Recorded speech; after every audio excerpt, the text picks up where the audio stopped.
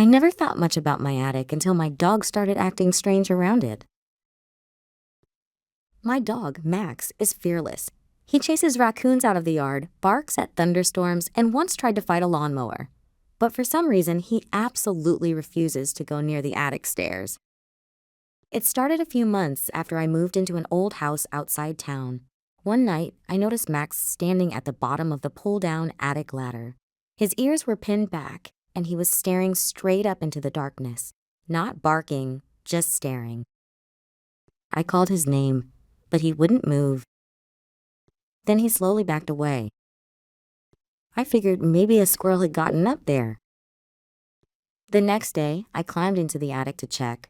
It was empty except for dusty boxes left behind by the previous owner. Nothing unusual. But Max never changed.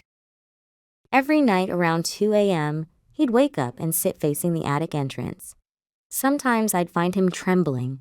Other times he'd let out a low growl I'd never heard before. Then one night, I heard footsteps overhead.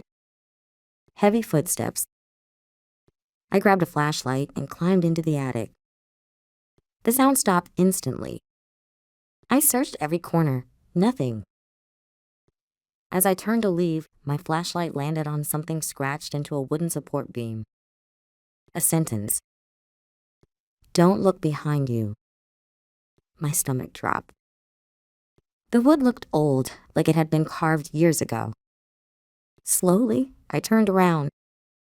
Nobody was there. I laughed nervously and went downstairs, telling myself it was just an old prank. But Max wasn't waiting for me at the bottom of the ladder. He was hiding under the kitchen table. The next morning, I decided to inspect the attic more carefully. That's when I found a small space hidden behind a stack of boxes. Inside were dozens of old photographs. Every single picture showed the attic. Hundreds of them, taken over many years. And in the background of almost every photo was the same pale figure standing in the shadows, watching the house, watching me. I dropped the photos and ran downstairs. Max was staring toward the attic entrance again. Then I heard a slow creak above us.